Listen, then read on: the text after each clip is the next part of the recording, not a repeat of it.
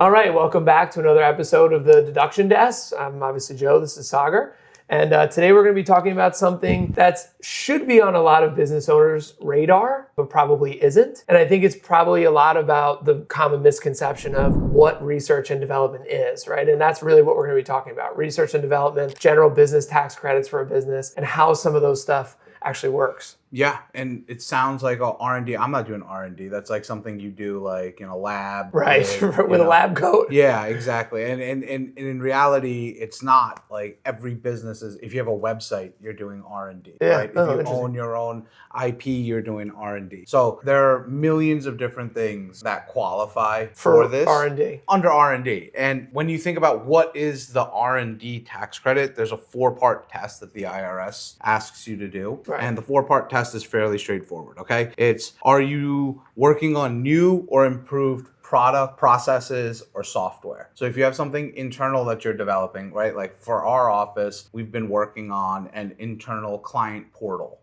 right? Okay. Where the clients are going to be able to, have an easier access to getting their documents. Right. Another thing we're working on is some, help with bookkeeping with an AI software that we're working on. That is clear-cut R&D, right? Because we're not buying the software from somewhere else. We're actually trying to develop it with someone to fill the needs of our clients. Correct, right? Now, you could buy new software or buy software from somewhere else and then improve it and put in your own work towards making it more compatible with your office. Right. And that could be considered your own internal R&D. Right? Like implementing a SaaS software with your own front end for your inventory management. Right. Something like that could help. But regardless, it's a 4-part test. So the first one, new or improved product, process, software. The second one is working on a technical uncertainty, right? So having, something that you yourself are developing, something that doesn't currently exist, right? Yeah. The third one is using experimentation to make sure that it's working properly. And the fourth one is hard sciences, okay? So you're using engineering, you're using biology, if you're in a chemical space. Right. You're using some sort, the easiest one that applies to most people is technology, right? If you're any sort of startup, you probably are in that space, especially if you're a technology startup. So all 4 of those have to be checked off in order for you to have R&D credits. Yeah, and now let's think about people who do a brewery, okay? Right. A brewery that's brewing its own beer is considered doing R&D. Right. Right. An auto shop that's making custom fitted fabrications for a vehicle to do some aftermarket work on it, right? These are all things that could fall under that criteria. So what we usually will say is, what are the different industries that this R&D tax credit, this particular R&D tax credit could apply to, right? So if you're in software or SaaS, if you're in manufacturing, if you're in engineering, if you're in construction or you're a contractor, if you're in food and beverage testing and creation, if you are in pharmaceuticals, consumer product design, anything with automotive or aerospace, robotics, all of these things count for the credits. Yeah, you potentially should be looking to see, do I have credits that I could take? We have so many times where we've met clients, especially in the last few years when we've really been focusing on this, where we've had clients who have been doing something like this for years. Yeah. And they were not taking advantage of this credit that was available to them. I guess where my head goes, I don't know why my head's on dessert right now. It's 10 o'clock in the morning. But an ice cream place across near me comes up with new flavors all the time, right? They have some Thanksgiving stuffing flavor. They have some other collaboration with with Rook Coffee, with another coffee shop that's around the block from us. So I guess the next question is, at what level of R&D do you need to be doing in order for it to be a viable actual credit, right? You spend, $300 on testing out some ice cream flavors. Yeah. Is it worth it for you to actually have that conversation? Well, no, because I think there's the cost of going and filing everything, of hiring a company to do these forms. So there's probably not as much of a benefit on that. In the ice cream shop, right? Kind of what we've used is the same thing that we use for the S Corp. Okay. So if you're around $50,000, by the time you pay your fees and what you get back from the credit, it then It's not going to be enough. Yeah, it like starts to make sense around that number, Okay, gotcha. right? If you're less than 50,000 in R&D expenses in a year, right, then it's probably not. But we're going to get into what counts as R&D expenses, and there may be a lot of things you're spending money on that you're already you don't even realize. You don't realize it. Right. Yeah. So I think, before we dive too deep into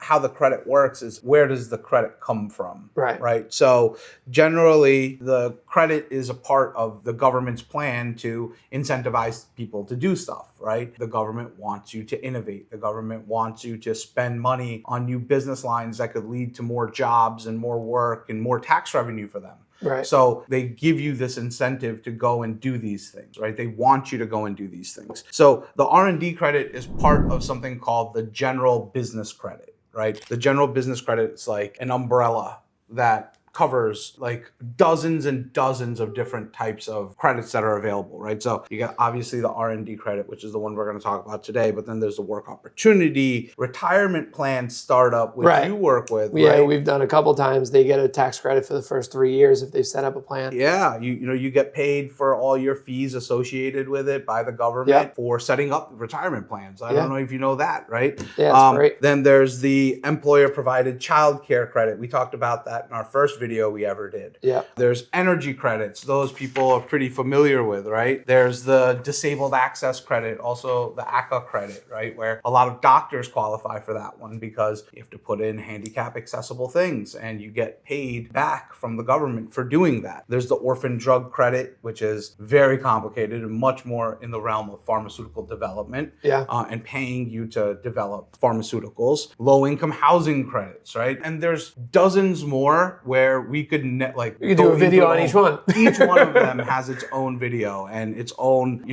in-depth information. Right. Yeah. I think so we're going through, obviously there's a lot of these tax credits. We talked about the employer tax credit, which I don't really think we've mentioned too many times, but it is important to understand that, if you're weary about setting up a retirement plan, the government already said, well, we're going to pay for the cost of that for the first 3 years of setting that plan up. That's an important thing to think about, right? Because that might have been the difference between you actually setting one up and not, because you're going to get the credit for it. The other thing is that as we continue to read through these, you start to look at the expectation from the government side and what they expect us to accomplish, right? And I think in this regime right now, Trump's mindset is we need to be able to develop more, we need to be more industrial the way we used to be, we need to be able to accomplish these things ourselves, as opposed to being a service-oriented country only and outsourcing to other countries to get everything. So whether that's right or wrong is irrelevant. I think how it leads to this conversation is that it's available, and that's where all these R&D tax credits are coming from. Is they're saying, look, not only do we want you to do it, we're going to give you tax benefits for doing it here. And a lot of us who are ideally watching are probably going to say, you know what, like I didn't realize, but I am doing a lot of R&D, and I probably should be having this conversation. And if you have, like we talked about startups, right? If you have a bunch of these credits that accumulate, the way these credits work is you offset your income tax liability unless you make less than $5 million a year in sales. And this is a look through. So you can't be like trying to be too clever. I already know we have some people that are going to try to be too clever. They're going to say, hey, I have a company that does $20 million a year. Can I make a side company that does just some R&D and I take and then write it off for the whole business? Yeah, it wouldn't work because there's a look through rule. So you personally, if there's a controlled group, if you own more than 80% of multiple companies, then it would pass through and all that income would be involved. Right. So if you make less than less than 5 million, you basically can get cash back. Right. And that's in the form of returning your payroll taxes that you pay to your staff and employees. If you make more than that number, or if you don't have any payroll to offset or taxes to offset, then it's a general business credit, which would roll forward against your taxable income for future periods. Right. And you can do that up to 20 years, you can offset income. So if you have a big couple of years where you got to put in a bunch of money to get something started and it doesn't work out for you, well, hey, here's the benefit. You still got the tax credit back. Yeah, you get it for the next 20 years. That's one portion of it. So now, how do you calculate? What are the things that go into it? Well, what it is it's a return back of the costs associated with your wages, supplies, and research, including contracted research, 1099 research, to develop your R&D, right? So if you are, building a website. And let's say you're building a really nice website. It's $100,000 you're putting into this project. Right. And you hire a company to I was do going to that. say, so you don't have to be doing it yourself. You can hire someone else, and what you pay them. 65% of what you pay them would count as that number. So you hit 100 grand to this company, 65,000 is your deductible base that you can use. That's great. To claim back. Is there a minimum? So what if you pay the guy $10,000 to do the website? You can still do it. Right. But like I said, by the time you hire a firm to do this, To do the R&D credit. You wouldn't hire, I see what you're saying, because the tax credit itself takes a lot of actuarial work that's going to cost money to accomplish it. Someone's got to pay for Joe's new golf clubs. Yeah. So I'm not doing the R&D credit.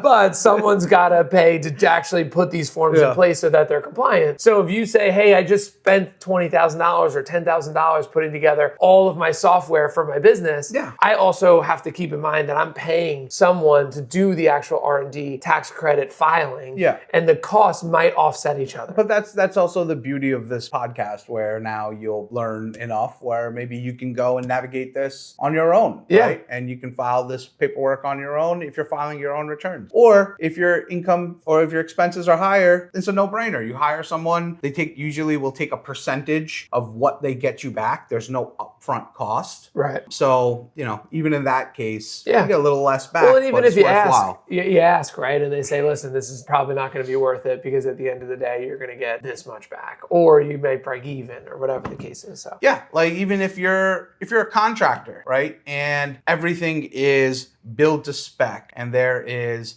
specific, you're doing every single job is custom, right? You're doing carpentry work, you're doing specific electrical work. There are cases where this can be considered R&D, and a general contractor can claim this R&D tax credit working for another client as long as certain criteria are filled. The other thing to think about is how to position the contracts you're getting into so that you are the one that's able to take these R&D credits if you're in that space, especially if you're working with a company that's well over this $5 million income number. So there's definitely benefits there, okay? So in order to take this credit, basically all you need to do is fill out the paperwork, right? You fill out the paperwork, you line item those 3 items we talked about, which are your wages, your contractors, and your supplies that you use in your R&D. You apply for the credit based on a percentage, right? And that percentage can be 20%, 50%. There's different rules that surround that. Yeah. And once that paperwork is filed, you get a simple little form that goes inside your tax return. That little form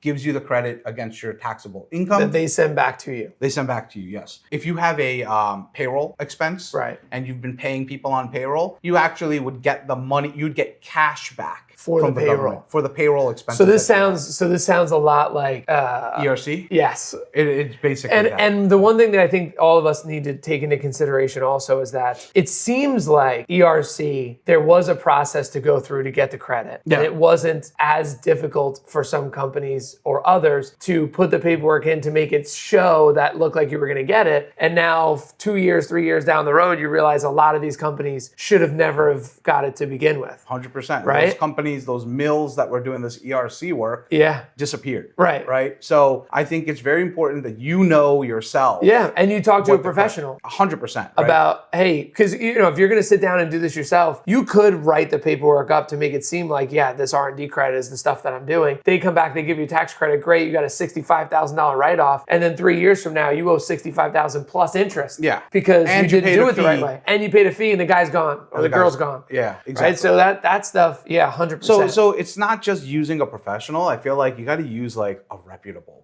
professional. Yeah. I don't want to say, hey, you can't get into this business if you're somebody who's just starting out, but you got to do things the right way. And as a client, like if somebody's coming in and telling me, oh, I'm going to get you $100,000 or $500,000. And you're like, I'm like, this is like the last janitorial company. Yeah. I just wouldn't. I wouldn't. Well, look, in our case, obviously from our business's standpoint, obviously things are ideally going well and we have no interest in taking risks risk on trying to get someone a little more tax savings because we feel like we can file the form right. It's almost like that story that we told, we're going to have a scale put in the office. Yeah. How much tax do you want to save? How much R&D credit? Yeah, how much R&D credit do you want? Do you want to owe this 5 years from now and I disappear, or do you want me to do it the right way? But those things are things that all come into your due diligence, right? How many people know this accounting group? How many people know this R&D specialist that's going to put the paperwork through? Did this guy just start his business and say, look, I can put these files together for people, and has no idea what they're doing? That stuff is out there. That's on you as often. a taxpayer. Like, as much as it's like, oh, I relied on this guy, it doesn't matter. Right, like, You're the one who made the decision. You're the one that has the tax bill coming to you, right? Right. And you want to go chase somebody down and sue them and try to get the money back. Yeah, you can. The IRS doesn't care. Yeah, they're not going to pay you back for the taxes anyway. They're only going to owe you for the penalties. Yeah. So I'll give you another example of something we've seen, right? Where this is like a story about a company that had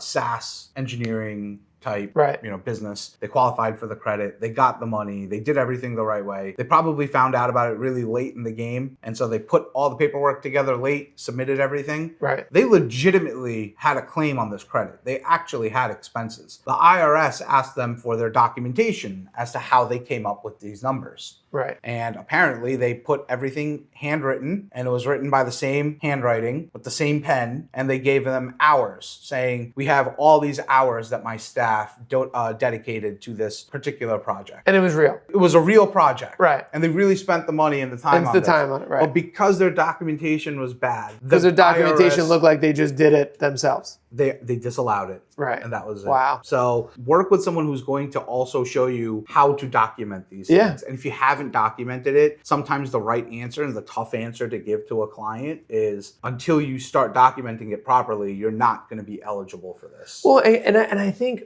overall, we've run into this a lot, right? From an accounting side, from a retirement or a wealth management side. There's a lot of people that want to do things on their own, right? They want to do TurboTax and file their tax on their own. They want to do the investment and the tax harvesting and all the benefits of the retirement planning themselves. But you run into a situation where some of that cost could be offloaded onto someone else to make sure it's done properly. And when you file the tax credits, you actually get it. It's worth the cost of making sure that you do it that way, right? And now this company, as an example, learned the hard way that, I did do it. I was being truthful. Here's all the hours. I wrote them all down in my book, but it wasn't professionally done enough for the IRS to think you were telling the truth. And now it's gone, right? So, and I would say, in a situation like this, you're paying a percentage of what you get back. Right. So it's almost worthwhile to just, I think the highest cost companies that I've seen charge 30%. Right. Which is, it seems like a good chunk of change. Well, most of these companies are huge companies that are getting a really sizable return. Yeah, exactly. But it's hey, if you don't want to have the headache and the risk and wondering if it's going to come back and bite you in the butt in the future, you pay the percentage and you move on. And I'm sure you can find people who do it for less than 30%.